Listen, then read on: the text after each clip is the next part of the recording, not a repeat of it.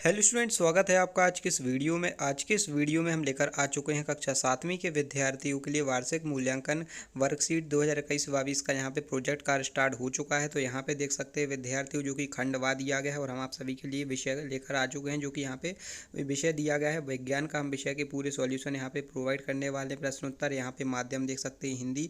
विद्यार्थियों को कुछ निर्देश दिए गए। तो सबसे पहले आपको यहाँ पे विद्यार्थी का नाम, पिताजी का नाम भर लेना है, शाला का नाम और कक्षा का नाम जरूर आप फिल कर लीजिएगा।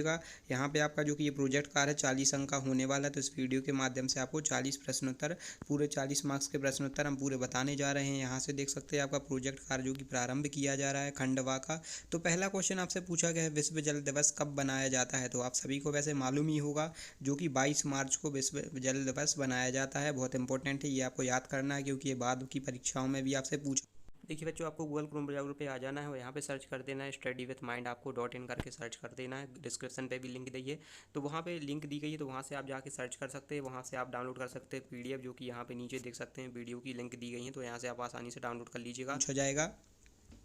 और यहाँ पे क्वेश्चन सेकंड पूछा गया है, जल चक्र में सम्मिलित पराक्रमों को चित्र द्वारा प्रदर्शित कीजिए। तो आप देख सकते हैं यहाँ पे एक चित्र दर्शाया गया है। यहाँ पे आपको एक खंड, तो यहाँ पे देख सकते हैं जैसे कि यहाँ पहाड़ वगैरह बने हुए हैं, यहाँ पे झरने बने हुए हैं, देख सकते हैं पहाड़, यहाँ कुछ पेड़ वगैरह लगे हैं, यहाँ पे पानी गिर रहा है, कुछ बादल भी बने हुए हैं यहाँ पे। और यहाँ पे कुछ देख सकते हैं, यहाँ पे नदी वगैरह है, नदी देख सकते हैं ये। और यहाँ पे देख सकते हैं कुछ और बादल है, यहाँ पे सूरज भी निकल रहा है। तो इस प्रकार से आपको ये चित्र बना लेना है, ड्रॉ कर लेना है ये डायग्राम। और इसमें देख सकते हैं जो कि यहाँ पे ये जो कि मोटरसाइकिल हो रही है, यहाँ पे देख सकते हैं जल पराक्रमण हो रहा है। तो इस प्रकार से आप देख सकते हैं जो कि पानी यहाँ पे भाप बन के आसमान में जा रहा है सूरज की गर्मी के द्वारा। और यहाँ पे जो कि ये बादल आपके जो कि हो जाएगा, यहाँ पे संघन हो, यहाँ पे बादल है, तो बादल ये यहाँ पे जो कि देख सकते हैं पानी गिर रहा है बादलों में। तो ये प्रक्रिया यहाँ पे दोबारा फिर नदी के द्वारा, यहाँ झरने की द्वारा ये फिर से नदी में जा रहा है पानी। तो ये साइकिल जिसे बोलते हैं अपन, यहाँ पे जल चक्र पराक्रम बोलते हैं इसे अपन, यहाँ पे वाटर साइकिल बोलते हैं इंग्लिश में।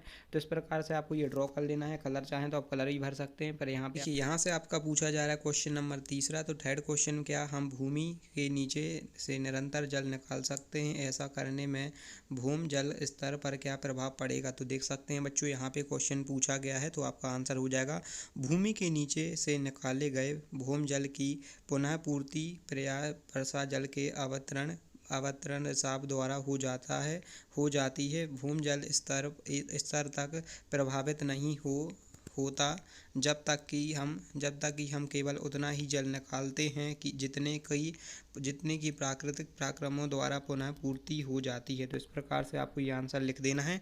फिर इसके बाद आपका यहाँ से क्वेश्चन दूसरा वाला यहाँ से पूछा जा रहा है, भूमि जल स्तर का पुनः पूर्ति किस प्रकार होती है? तो यहाँ पे देख सकते हैं बच्चों, यहाँ दिया गया है भूमि जल स्तर की पुनः पूर्ति वर्षा जल के द्वारा की जाती है। वर्षा के रूप में गिरने वाला अधिकांश जल नदियों तथा झरनों के द्वारा समुद्र में पहुंच जाता है। तो आपको इस प्रकार से ये आंसर लिख देना है, स्क्रीनशॉट लेते जाइए। और वीडियो के बाद में हम बता देंगे लास्ट में कि आपको PDF कहाँ से डाउनलोड करना है। फिर आपका पांचवा क्वेश्चन होता है, जल की बचत को दर्शाने हेतु एक डायग्राम तैयार कीजिए। तो यहाँ पे डायग्राम दिया है, जल है तो कल है, इस प्रकार से आपको ये लिख देना है। फिर यहाँ पे देख सकते हैं गोलाकार में यहाँ पे एक पृथ्वी बनी हुई है, आपकी पृथ्वी हो जाएगी। इस प्रकार से आप बना लीजिएगा ये पृथ्वी। आप अपने कलर से भी बना सकते हैं, कलर पेन से। तो यहाँ पे लिखा गया है, देख सकते हैं, पानी की बचत करें। पानी की बचत किस प्रकार से हो सकती है? तो पानी की बचत यहाँ नल के द्वारा, मीन्स यहाँ पे नल से जो पानी बहता है अपन को उसे बहने नहीं देना है, उसे अपन को स्टोर करके या फिर पेड़ों के वहाँ पे अपन को इसे पानी को छोड़ देना है। तो पेड़ वहाँ से देख सकते हैं, पेड़ों के द्वारा अपन को जो कि ये पेड़ वगैरह के से ही आपका जीवन यहाँ पे चल रहा है। तो पेड़ अपने जो कि है बहुत ज़रूरी है, अपने नेचर के द्वारा बहुत ज़रूरी, नेचर में पेड़ लगाना चाहिए। तो इस प्रकार से आप ये पानी को बचा सकते हैं, पेड़ों को पहुंचा सकते हैं पानी। और इसके अलावा आप देखिए बच्चों, यहाँ से आपका अगला क्वेश्चन आता है, अपने दादा दादी से पूछकर लिखिए कि वे अपने समय में किन किन जल स्रोतों से पानी पीते थे। क्या आज उन समय स्रोतों का पानी पीने योग्य है या नहीं? वो अपने शब्दों में लिखना है। तो आप अपने बड़ों से पूछ कर ये आंसर लिख सकते हैं, या खुद से भी ये लिख लीजिएगा जो इसमें दिया है। दादा दादी ने बता दें कि वे कुआं, नदी, बावड़ी बावड़ी हैंडपंप का पानी पीते थे। आज हम स्रोतों से सिर्फ नदी का पानी पीने योग्य नहीं बचा है, क्योंकि नदियों में अब गंदगी रहने लगी है। तो इस प्रकार से आजकल का पानी बहुत प्रदूषित हो गया है, तो नदियाँ भी प्रदूषित हो रही हैं। तो इस प्रकार से आपको ये आंसर लिख देना है। अगला क्वेश्चन आता है, क्या आप आपके द्वारा कुल विद्युत ऊर्जा खपत की गणना करना, जो कि ये 20 अंक का क्वेश्चन रहेगा। तो यहाँ पे आंसर पहला इसका रहेगा, क्वेश्चन दूसरे का पहला रहेगा, आपके घर में आए प्रति माह बिजली बिल एकत्रित कर अपने माता पिता या अभिभावकों की सहायता से निम्न तालिका को पूर्ण कीजिए। तो यहाँ देख सकते हैं एक तालिका दी हुई है आप सभी के लिए। तो इसमें पहला क्रमांक दिया गया वर्षा 2021 की गणना के अनुसार दिया है। कुल खर्च यूनिट दिया गया आपकी, जो कि बिल आता है आपके घर में हर माह, तो उसके द्वारा यूनिट होगा।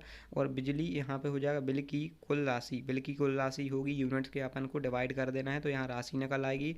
तो 1 जनवरी देख सकते हैं, 1 जनवरी को आपकी जैसे आई 50 यूनिट, यहाँ पे 50 यूनिट है। 50 यूनिट की इतनी यहाँ पे कितनी हो जाएगी, 50 को अपन 10 से इंटू करेंगे तो यहाँ पे हो जाएगी 150 हो जाएगी। ठीक है, तो इसको 10 से इंटू करके चलना है।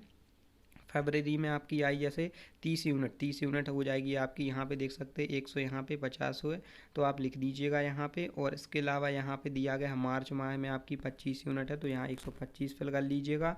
और इसके अलावा यहाँ पे देख सकते हैं, यहाँ पे आपको दिया गया है आपको चौथा वाला अप्रैल में आपकी आई 145, यहाँ पे 45 यूनिट आती है, तो आपका 255 रुपये हो जाएगी। और यहाँ पे आपकी जो कि मई महीने में आती है, तो यहाँ पे 50 यूनिट है, तो 300 रुपये आपकी हो जाएगी। तो इस प्रकार से आपको ये जो कि यूनिट इंटू करके लिख देना है। आप अपने हिसाब से घर की यूनिट के अंदाज़ा लगा के आप ये लिख सकते हैं। आपके घर में कितनी यूनिट आती है, कितने हिसाब से पैसे लिए जाते हैं। तो अगस्त महीने में देख सकते हैं, यहाँ पे अगस्त महीने में आपकी जैसे आती है, जून महीने में आपकी जैसे 55 रुपये आती है, तो 350 हो जाएगा। जुलाई में आती है यहाँ पे 45 यूनिट, तो 255 रुपये हो जाएगा। अगस्त माह में 40 यूनिट है, तो 200 रुपये हो जाएगा। सितंबर माह में जो कि 40 यूनिट आती है, तो यहाँ भी 200 फिल कर देना है। अक्टूबर में यहाँ हो जाएगा जो कि 30 यूनिट आती है, तो यहाँ पे 100 रुपये हो जाएगा। नवंबर में जो कि 30 यूनिट आती है, तो यहाँ भी 100 रुपये आप फिल कर लीजिएगा। तो इस प्रकार से ये फिल करने हैं। 12वें में जो कि दिसंबर लास्ट महीना आपका आता है साल का, तो यहाँ पे 35 यूनिट आती है, तो यहाँ पे 165 रुपये आपको ये जो कि तालिका में फिल कर लीजिएगा। फिर आता है यहाँ पे उसी का दूसरा क्वेश्चन, प्रश्न दूसरे का दूसरा आता है, आपके व परिवार के द्वारा वर्ष के कुल कितनी यूनिट बिजली का प्रयोग किया जाता है। तो यहाँ हो जाएगा, हमारे परिवार में एक वर्ष में कुल 465 यूनिट बिजली का प्रयोग किया जाता है। जैसे अलग अलग जगह पे अलग अलग बिजली का प्रयोग किया जाता है। गांव में थोड़ा कम बिल आता है उस प्रकार से, जो कि गांव में तो और शहरों के हिसाब से थोड़ा ज़्यादा आता है। तो अलग अलग यूनिट के हिसाब से ये आपका बिल यहाँ पे आपको लिख देना है आंसर में। किन किन माह में आपके घर में बिजली के बिल की राशि कम आने का क्या कारण है। तो क्या कारण हो सकता है आप सभी को मालूम ही होगा। जनवरी, फरवरी, मार्च और अक्टूबर, नवंबर में बिजली के बिल की राशि में कम आई, क्योंकि वहाँ पे आप देख सकते हैं, क्योंकि राशि इसलिए कम आई क्योंकि हम माह में अपने पंखा कूलर नहीं चलाते, तथा यहाँ पे इस कारण से आपकी ये बिल नहीं आती है। क्योंकि आप ठंडी में जो कि आपकी ठंडी बहुत ज़्यादा पड़ने पर आप पंखा कूलर तो इस प्रकार से आप कम ही चलाते हैं, तो उसके कारण आपका बिल कम आ जाता है ठंडी के महीने में। तो इस प्रकार से आंसर लिख दीजिएगा। फिर यहाँ पे अगला क्वेश्चन आता है आपका, आपके घर में विद्युत उपकरणों के कारण करने के लिए क्या आप अन्य ऊर्जा स्रोतों का प्रयोग कर सकते हैं। तो यहाँ हो जाएगा, हमारे घर में विद्युत उपकरणों को संचालित करने के लिए हम सोलर ऊर्जा का उपयोग करते हैं। तो सोलर ऊर्जा जो कि देख सकते हैं, जहाँ जहाँ बिजली का भी ज़्यादा खपत होती है, तो गर्मी में के दिनों में सोलर ऊर्जा जो कि ज़्यादा प्रयोग की जाती है। और यहाँ पे अगला क्वेश्चन आपका आता है, देख सकते हैं, विद्युत ऊर्जा खपत के कम करने के प्रयोग की सूची बनाइए। तो यहाँ हो जाएगा, देख सकते हैं पहले पॉइंट में हो जाएगा, विद्युत ऊर्जा की खपत करने के लिए हमें सोलर ऊर्जा का प्रयोग करना चाहिए। तो एक पॉइंट ये हो जाएगा। दूसरा पॉइंट हो जाएगा, सूर्य के प्रकाश का प्रयोग खिड़कियां खोलकर करना चाहिए, जिससे विद्युत बल्ब नहीं जलेंगे। तो आपके जो कि आप यहाँ से कमरे के गेट, सोलर ऊर्जा, खिड़की वगैरह आप ये खोल लेंगे तो आपकी जो कि बल्ब वगैरह आपको ऑन नहीं करने पड़ेंगे, चालू नहीं करने पड़ेंगे, तो आपका बिल कम आएगा। तो इस प्रकार से आपको ये आंसर लिख देना है। तीसरा पॉइंट हो जाएगा साधारण बल्ब की जगह CFL बल्ब का प्रयोग करना चाहिए। तो आप सभी जानते ही हैं, साफ जो कि गाँव में जैसे प्रयोग किया जाता है वो पीले वाले बल्ब आते हैं, तो उसको ना करके अपन यहाँ पे LED बल्ब का प्रयोग करें तो CFL वाले बल्ब जिन्हें अपन बोलते हैं, तो इससे आपके बिजली की खपत कम होगी। तो इस प्रकार से ये आंसर लिख दीजिएगा। फिर इसके बाद हम आपको बता देते हैं PDF कहाँ से आपको डाउनलोड करना है।